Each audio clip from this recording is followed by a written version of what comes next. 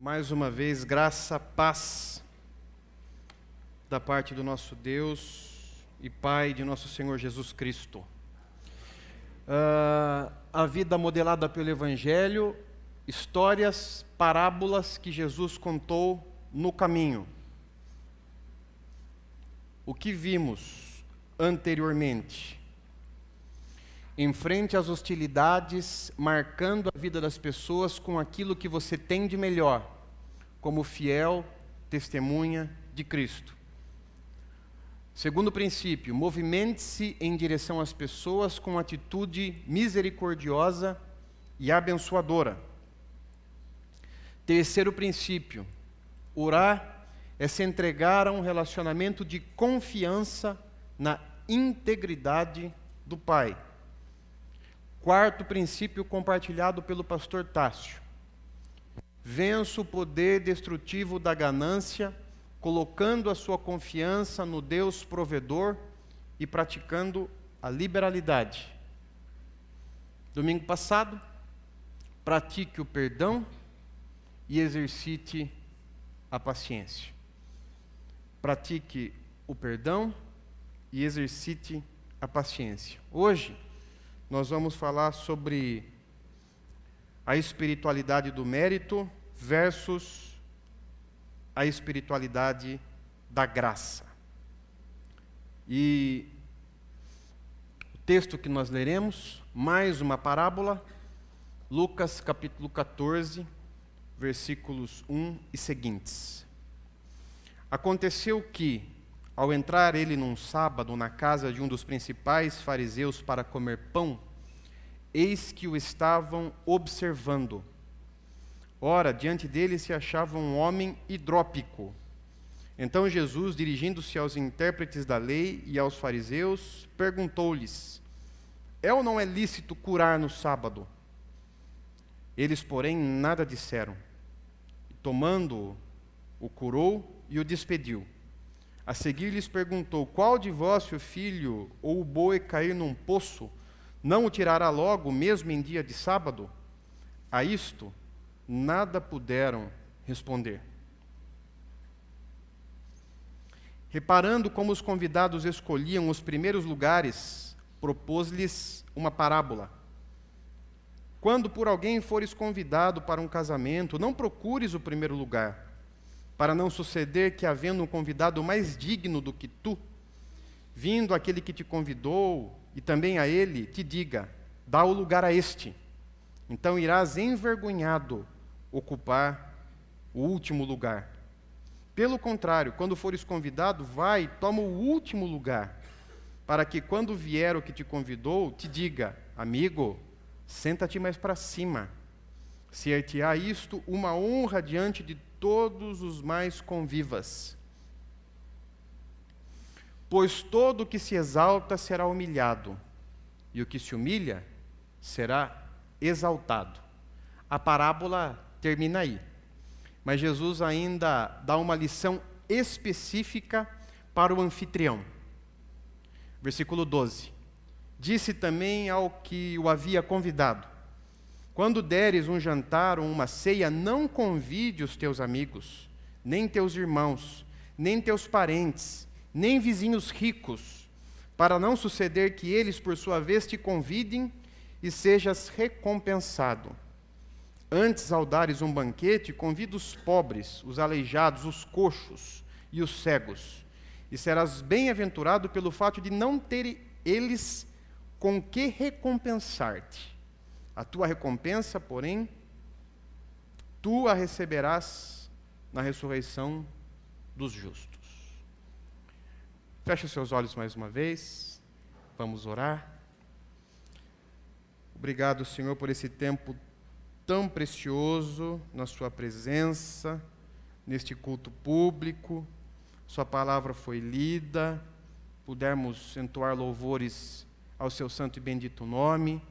Fizemos silêncio, oramos com irmãos e com irmãs, e agora, Senhor, a sua palavra está aberta mais uma vez e será pregada. Ó Espírito Santo, ajuda-me e ajuda-nos a ouvir a voz do Senhor, a ouvir o Deus que fala indistintamente a cada coração. Precisamos ouvir essa voz, e eu peço, mais do que ouvir essa voz, precisamos atendê-la. Quebra, Senhor, o nosso orgulho. Quebra, Senhor, o jeito como muitas vezes tratamos as pessoas, sempre com interesses, sempre, Senhor, esperando uma recompensa. Tire isso do nosso coração e nos ajude, nos ensine a dar sem esperar nada em troca. Em nome de Jesus. Amém. Bem, procurando entender o contexto, o versículo 1 já nos dá uma luz. Aconteceu que ao entrar ele num sábado na casa de um dos principais fariseus para comer pão, eis que o estavam observando. Sim, mais uma vez nós vamos ter esse confronto. Jesus versus os fariseus. Se teve um grupo com quem Jesus se digladiou, esse grupo é o grupo dos fariseus. Essa seita ferrenha, esses homens religiosos, ferrenhamente religiosos, mas que acabaram errando. E errando por quê? Porque tiveram os seus corações endurecidos, em meio a tantas regras, em meio a tantas normas, em meio a uma pretensa adoração a Deus. E Jesus mais uma vez entra em conflito, em confronto com os fariseus. Mas agora, o ambiente é esse: sinagoga e refeição.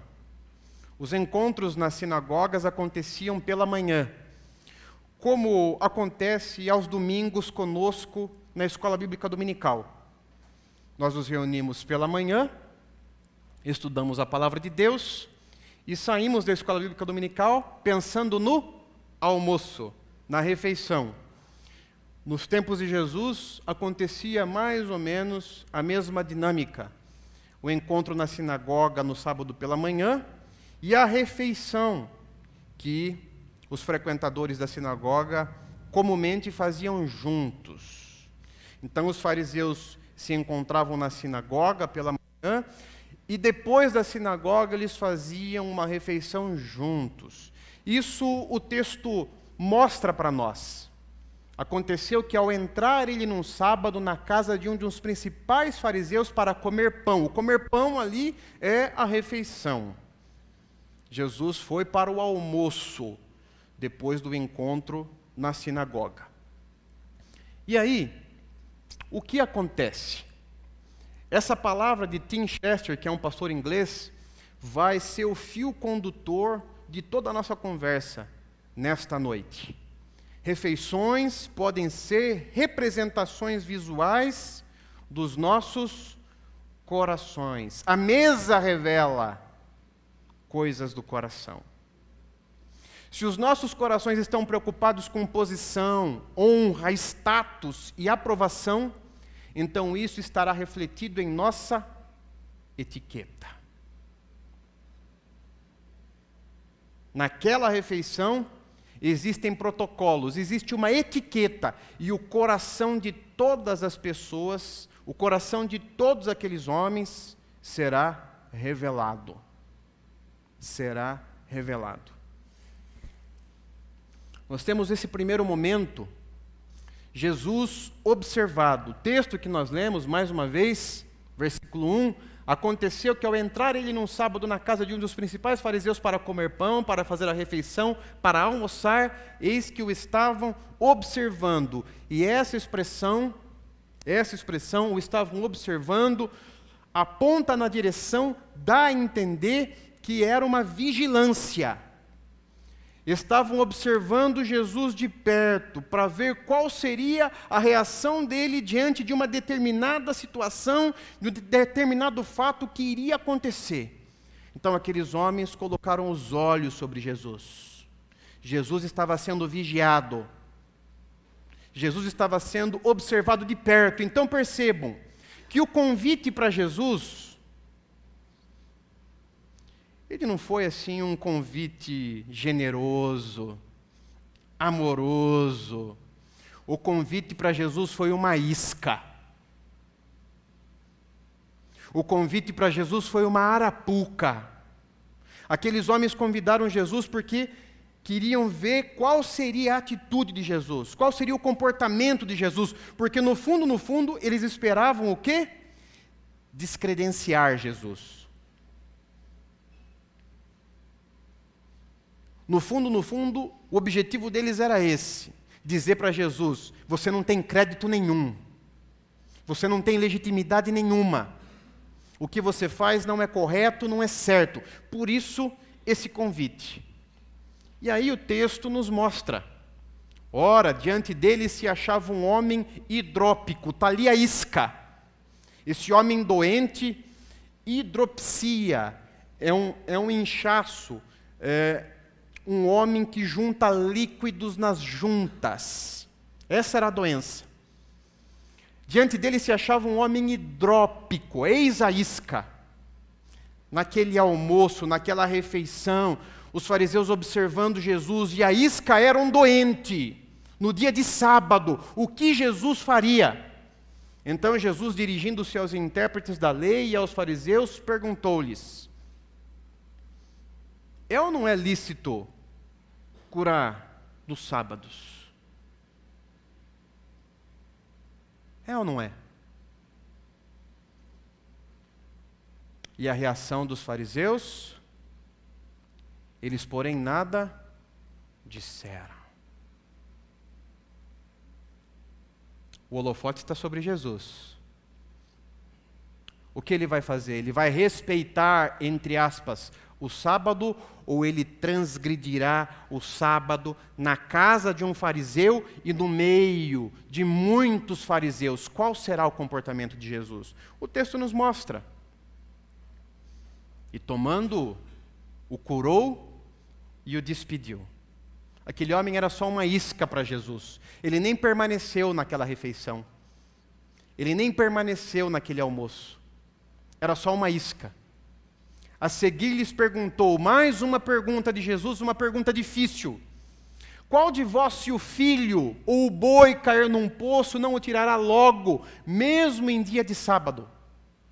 Mais uma vez, aqueles homens, nada responderam. A isto, nada puderam responder. Jesus estava sendo observado. Armaram uma para ele. E Jesus fez aquilo que Jesus deveria fazer. Mas para aqueles homens, Jesus havia transgredido o sábado. Queria pensar com vocês na obediência daqueles fariseus. Porque uma coisa nós não podemos negar: os fariseus eram homens obedientes. Obedientes a Deus, dentro da compreensão deles. Mas eles eram homens obedientes. Por isso, eram honrados e respeitados no Israel dos tempos de Jesus. Porque eram tidos como homens obedientes, homens tementes a Deus. Mas vejam onde a obediência daqueles homens os levou. Os levou ao orgulho, ao pecado da justiça própria. Eu sou bom, eu sou virtuoso, eu sou melhor do que os outros. Então, quando eu interajo com as outras pessoas, eu sempre estou a observá-las, porque eu sou bom, eu sou virtuoso. E os outros, talvez diante de mim, a fraqueza deles, o pecado deles se evidenciem. Então a obediência daqueles homens levou-os ao orgulho. Mas não só isso. A obediência daqueles homens também os levou a esse senso de controle. Eles queriam controlar a situação, as pessoas, Deus. Tudo tinha que estar debaixo do controle deles, porque eles eram virtuosos. E em eles sendo virtuosos, eles controlavam as pessoas, sobretudo as pessoas mais frágeis, mais vulneráveis, física e moralmente. E eles controlavam até Deus. Tentavam controlar Deus como se eles tivessem créditos junto a Deus. Porque esse é o terrível pecado das pessoas religiosas. Elas sempre pensam terem créditos diante de Deus. E então Deus está sempre sob controle, porque Deus deve. Então essa é a situação inicial. Uma obediência que gerou orgulho no coração daqueles homens. Uma obediência que gerou esse senso de controle, controle da situação, controle das pessoas e controle até de Deus. E aí o Eugene Peterson diz uma coisa bastante interessante para a gente refletir. Ele diz assim: os fariseus que acompanhavam Jesus à refeição do sábado, naquele dia, não estão pensando na refeição. Estão absortos em ser fariseus. O que o pastor quer dizer com isso? Que eles estão olhando para o próprio umbigo e eles estão embevecidos, eles estão maravilhados pelo fato de serem fariseus, gente tão perfeita, gente tão próxima de Deus, gente tão virtuosa. Eles estão assim, extasiados pelo fato de serem fariseus. A declaração de Lucas o estavam observando fervilha com hostilidade. Eles hostilizam Jesus. Eles querem pegar Jesus. A conversa naquele dia de sábado é tudo menos afável. Não estão debatendo tranquilamente sobre a leitura das Escrituras. Estão observando Jesus em busca de qualquer infração dos tabus aglomerados em torno da guarda do sábado, que invalidará os seus ensinos. Eles querem pegar Jesus para descredenciar Jesus. Querem pegar Jesus para diminuir Jesus. Porque eles pensam que eles são o suprassumo da espiritualidade em Israel. Esse é o primeiro movimento. Jesus está sendo observado de perto, está sendo vigiado, existe hostilidade. Aqueles homens pensam que são mais santos do que Jesus. Mas existe um segundo movimento. E o texto mostra isso para nós. Jesus, ele vira o jogo. Aliás, Jesus é especialista em virar o jogo. Aqueles fariseus sempre tentaram pegar Jesus. Jesus saía e virava a situação para cima deles. O segundo movimento é Jesus observando. Jesus observando aqueles homens. O texto diz para nós: reparando como os convidados escolhiam os primeiros lugares, propôs-lhes uma parábola. Jesus agora está observando aqueles homens. E a parábola é fruto dessa observação. Quando por alguém fores convidado para um casamento, não procures o primeiro lugar. Eu quero que você guarde essa expressão, porque essa expressão é chave para a gente entender a parábola. Para não suceder que, havendo um convidado mais digno do que tu, convidou e também a ele te diga: dá o lugar a este. Então irás envergonhado ocupar o último lugar. Pelo contrário, quando fores convidado, vai tomar o último lugar, para que quando vier o que te convidou, te diga: amigo, senta-te mais para cima. Ser-te-á isto uma honra diante de todos os mais convivas, pois todo o que se exalta será humilhado, e o que se humilha será exaltado. E aí eu pergunto para você: qual é a lição da parábola?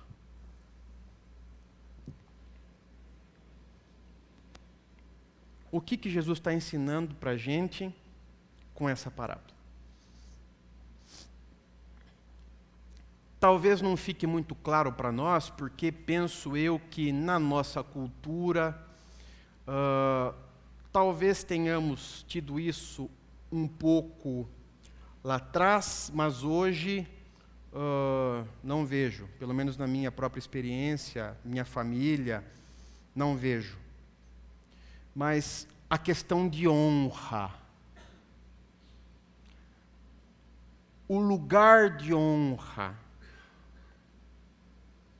é isso que Jesus está tratando nessa parábola. E mais uma vez eu quero recorrer ao pastor Eugene Peterson para nos ensinar. Quanto mais perto você está do anfitrião, mais importante você é. Se você não conseguir puxar um assento ao lado do anfitrião, você será a conversa da cidade naquela semana. É por isso que a competição por ser notado como o mais importante, ao menos naquele dia, foi tão intensa entre eles. Na nossa cultura, nós costumeiramente deixamos as pessoas à vontade quando nós as convidamos para fazerem uma refeição na nossa casa. A gente não diz para uma pessoa, olha, você vai sentar aqui, porque esse aqui é o melhor lugar da mesa, e é o melhor lugar da mesa porque está mais perto de mim. A gente não vai dizer isso, né? Eu acho que não vai dizer. Talvez exista até quem diga isso. Mas acho que hoje não seria de bom tom a gente usar desse expediente. Mas no tempo de Jesus, no Novo Testamento, era dessa maneira. As pessoas não tinham essa liberdade para se assentar onde elas queriam, porque os lugares representavam a honra que a pessoa tinha. Então, supondo, convido os irmãos para irem na minha casa comer uma refeição. Vamos imaginar que nós estamos no tempo de Jesus. A pessoa que se sentasse mais próxima de mim seria a pessoa mais importante da festa depois de mim. Nos tempos de Jesus era dessa maneira. E essa parábola que Jesus conta, Jesus exorta aqueles fariseus. Exorta essa luta, essa briga deles para ocuparem os melhores lugares. Jesus os reprova. Jesus os reprova.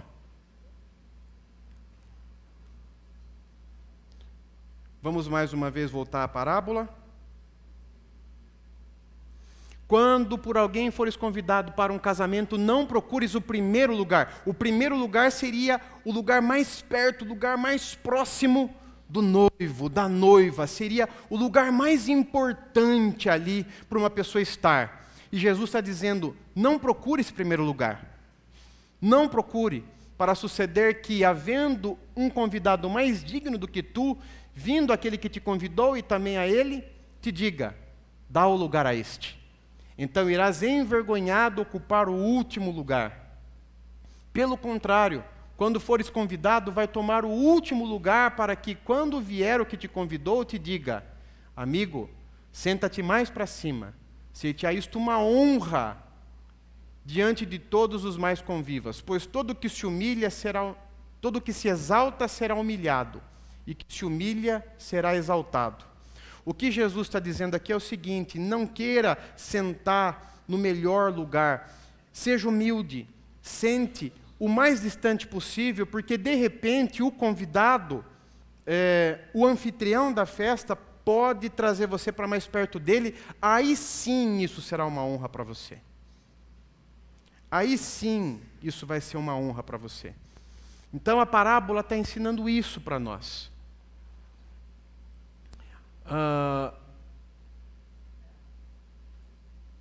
Mas não para por aí.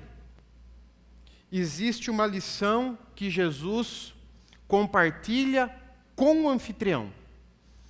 Disse também ao que o havia convidado, quando deres um jantar ou uma ceia, não convides os teus amigos, nem teus irmãos, nem teus parentes, nem vizinhos ricos, para não suceder que eles, por sua vez, te convidem e sejas recompensado. Antes, Ao dares um banquete, convida os pobres, os aleijados, os coxos e os cegos, e serás bem-aventurado pelo fato de não terem eles com que recompensar-te.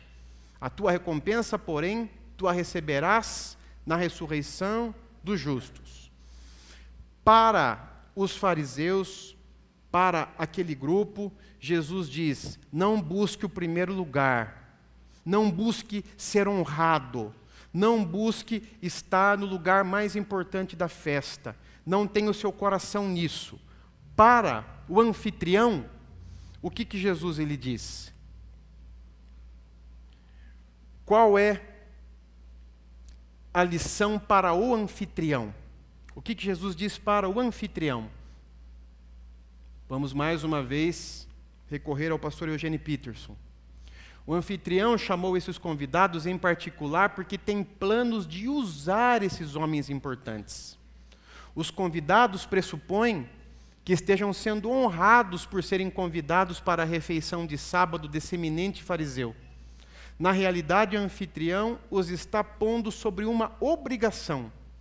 Em sua vaidade em torno do fato de terem sido convidados e em seu ardor por serem os mais honoráveis, não percebem as intenções ocultas do anfitrião. É escandalosamente errado usar uma ocasião de hospitalidade para se promover às custas do outro. Talvez tenha passado despercebido no texto, mas uma coisa que aquele anfitrião fez e que Jesus está reprovando aqui, qual deveria ter sido o comportamento desse anfitrião? O anfitrião deveria ter colocado cada um dos seus convidados nos seus devidos lugares. Ele estaria demonstrando com isso a importância de cada um deles. Mas ele não fez. Ele permitiu que os convidados se digladiassem e brigassem pelos primeiros lugares. Ele não organizou os convidados nos lugares. Ele permitiu que os próprios convidados brigassem, lutassem, procurassem sentar nos melhores lugares. E com que intenção ele fez isso? Ele fez com a intenção do toma lá da cá.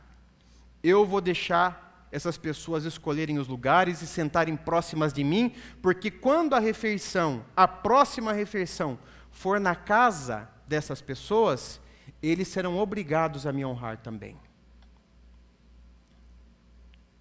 Eles serão obrigados a me honrar também. Vamos tentar visualizar isso através de um exemplo. Eu convido todo mundo aqui para fazer uma refeição na minha casa, nos moldes da parábola de Jesus. O que eu tenho que fazer como um bom anfitrião? Colocar cada um de vocês num determinado lugar, e isso vai ser representação da importância de vocês. Era assim que acontecia nos tempos de Jesus. O anfitrião colocava as pessoas sentadas nos seus devidos lugares e aquilo representava a importância que as pessoas tinham. Pô, pastor, mas que coisa estranha, Jesus fez isso na ceia. Eu não vou ter tempo de falar isso agora, mas Jesus fez isso na ceia. Jesus colocou cada um dos 12 nos seus devidos lugares, de maneira que quem ficou por último ficou bicudo com Jesus. Porque ficar por último na mesa significa ser o menos importante. Ficar do ladinho de Jesus significa ser o mais importante. Jesus fez isso. O anfitrião dessa festa não fez. Ele deixou as pessoas se digladiarem e escolherem por si os seus lugares. Por que ele fez isso? Porque ele pensou da seguinte maneira: eu vou deixar eles se matarem aqui, eles vão querer sentar nos melhores lugares, vão se ocupar dos melhores lugares, de maneira que quando eu for convidado para a festa deles, eles vão ter que me honrar por isso. Porque eu não manifestei, eu não explicitei para eles quem era o mais importante. Então, quando chegar a minha vez de ir até a casa deles para fazer a refeição, eles vão ter que me honrar. Então, foi isso que ele fez. Essa foi a estratégia dele. O Eugene Peterson diz que esse homem foi um anfitrião não anfitrião.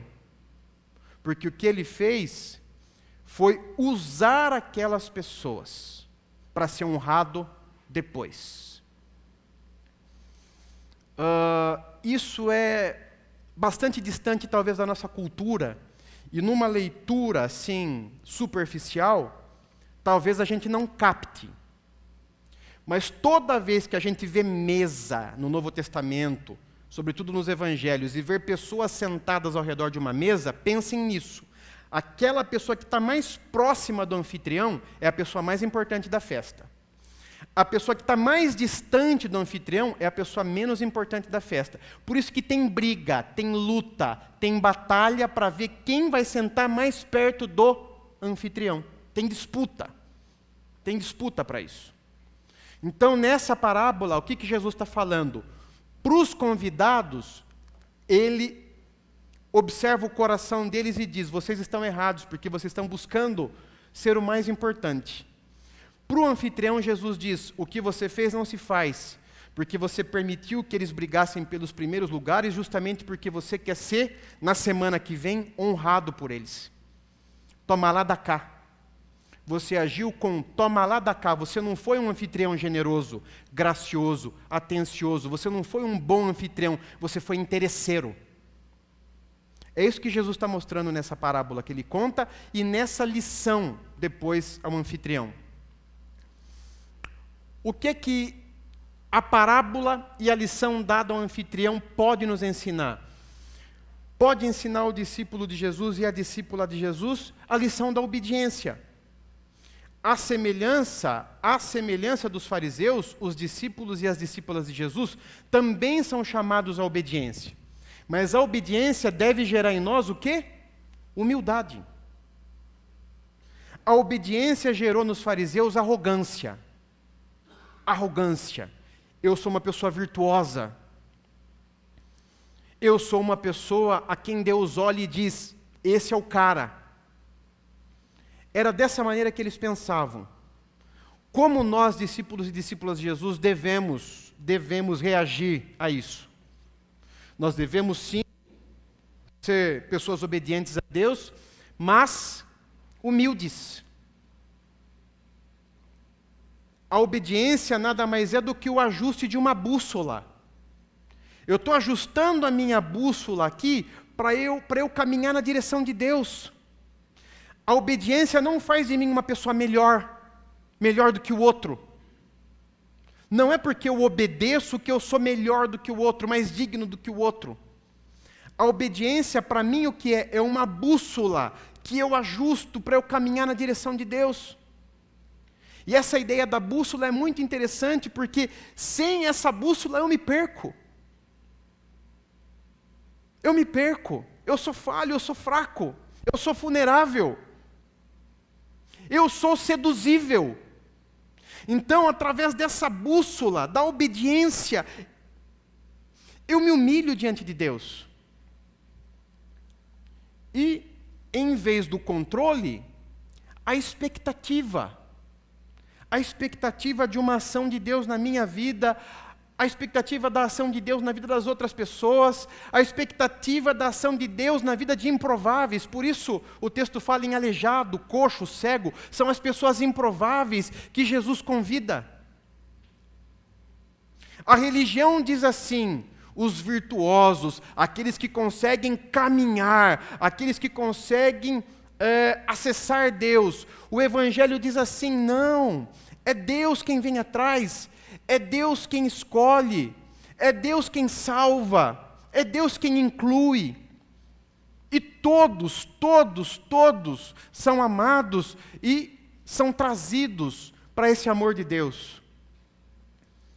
Para esse amor de Deus. Então, em vez do controle e expectativa, porque eu não sei o que Deus vai fazer. Eu não tenho como controlar Deus. Nós estamos aqui agora aprendendo, ou tentando aprender, a nos comunicar com os surdos, não é isso? A expectativa é que Deus nos use. A expectativa é que Deus, Ele, através das nossas vidas, possa alcançar essas pessoas.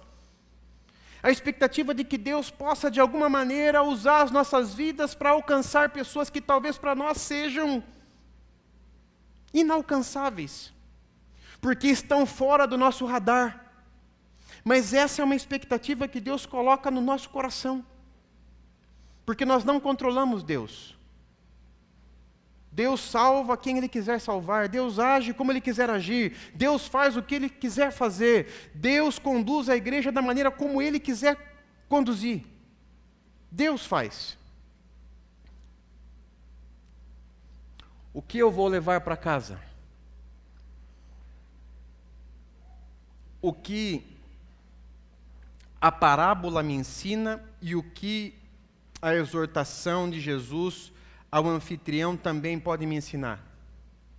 Vamos ler todos juntos? Vamos lá? Sirva a Deus servindo as pessoas desinteressadamente.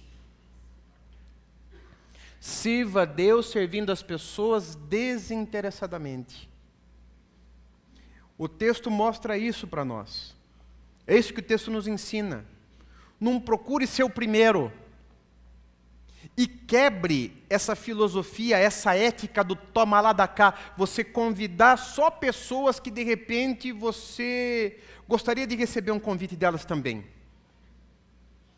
Então sirva a Deus servindo as pessoas desinteressadamente. O discípulo de Jesus, a discípula de Jesus, é alguém que serve a Deus e que serve ao próximo desinteressadamente. Nós não devemos ter o nosso coração ou ter qualquer tipo de preocupação com o que eu vou receber em troca. O que eu vou ganhar com isso? Essa é uma preocupação que deve passar longe de nós, porque essa preocupação revela um coração farisaico. O fariseu se preocupava em fazer para receber, em fazer para obrigar a pessoa a pagar na mesma moeda. O fariseu pensava assim. O discípulo não pode pensar assim. O que eu vou fazer e que vai redundar em bem para aquela pessoa, eu faço desinteressadamente. Desinteressadamente. Essa não é a minha preocupação, o que eu vou receber em troca. Mas é o que eu vou dar. E isso basta. E isso basta. Nós vivemos num mundo marcado pelo toma lá da cá. E às vezes é o que a gente aprendeu na vida. Fazer esperando em troca. Mas o Evangelho nos chama a fazer e não esperar nada em troca. A fazer desinteressadamente. A ser bom sem esperar que sejam bom conosco. Mas fazemos porque somos bons. E para que o nome do nosso Deus seja glorificado. É por isso que nós fazemos.